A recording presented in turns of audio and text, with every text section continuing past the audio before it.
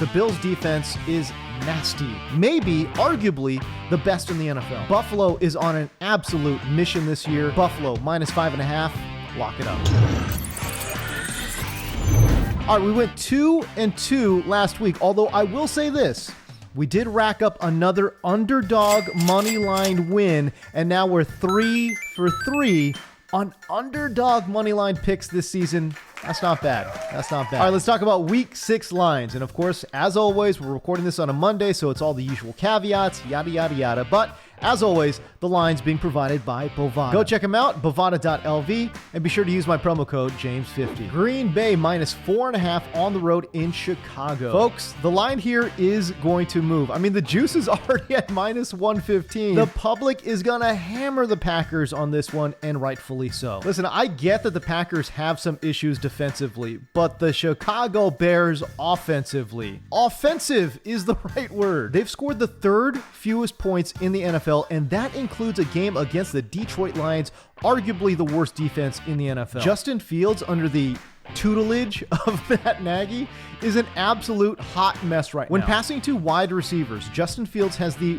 worst passer rating in the NFL, completing just 52% of his passes to wideouts, and again, that is the league worst. So no Jair Alexander for the Packers. I don't think it's going to impact them all that much. By the way, the Chicago Bears have Allen Robinson. Of all the terrible quarterbacks, of all the terrible teams that Allen Robinson has been on, it has taken this quarterback playing in this offense with this coach to finally submarine Allen Robinson. It's sad. And last year, Aaron Rodgers absolutely smashed Chicago to bits. 8 touchdowns, 0 interceptions, and beating the Bears by an average of 17.5 points. The spread should be like 7.5. It's 4.5. Give me the Packers. The Rams, a huge 10.5 point favorite on the road against the Giants. Now, I tend to shy away from West Coast teams traveling east with an early start. The Rams could be asleep in the first half and still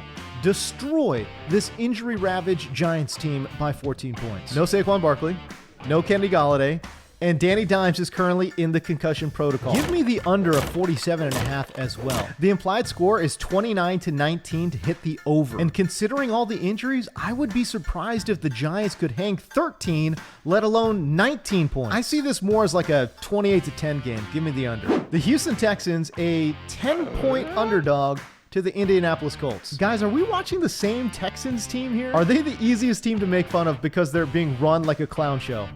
Yeah, sure. Do they have the most creative player names maybe in NFL history? Yeah, sure. But they are not that bad. They beat the Jags, they hung tight with Cleveland, and it took New England a last-second field goal to beat this Texans team, who, oh, by the way, had a double-digit lead in the second half. Big props to first-year head coach David Culley for keeping these guys competitive. And offensively, the Colts, they're nothing special, man. Hey, listen, Carson Wentz, it's been 4 years since he's been good. We need to let that guy go. He's not that guy. And defensively, the Colts coming into week 5 had given up the most passing touchdowns in the NFL. So defensively, it's not like they're a stone wall. And 10 points is absolutely outrageous. Give me the Houston Texans in the points. Buffalo going to Tennessee on Monday Night Football, and the Bills being favored by 5.5.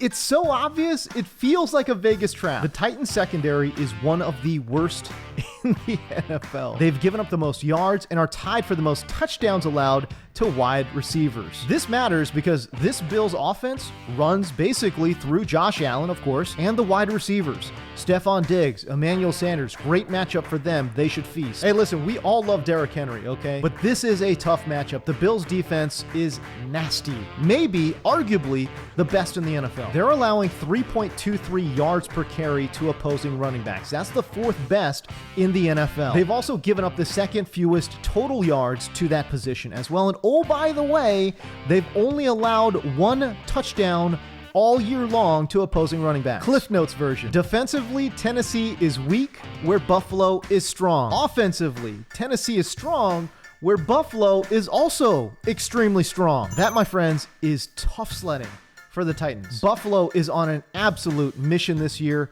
Buffalo -5.5. Lock it up.